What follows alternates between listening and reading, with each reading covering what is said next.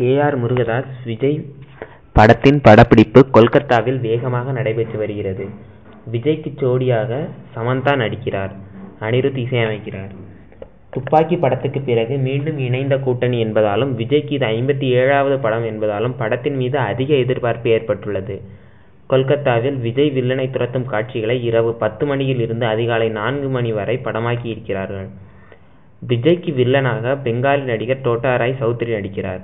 கதைப்படி Dota Rai ஒரு international தாதா. அவரை இந்தியாவுக்கு தந்திரமாக வரவைத்து பிடிக்க லோக்கல் கிரிமினலான விஜயின் உதவியை போலீஸ்காரர்கள் நாடுகிறார்கள்.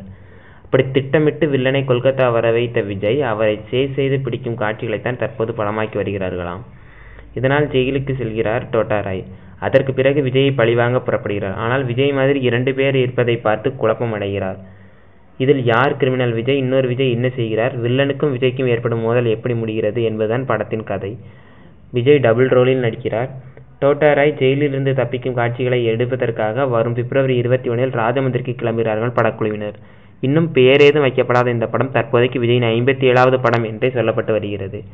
இருப்பினும் இந்த படத்திற்கு வாழ் என்று பெயர் சூட்டியுள்ளதாக செய்திகள் தெரிவிக்கின்றன.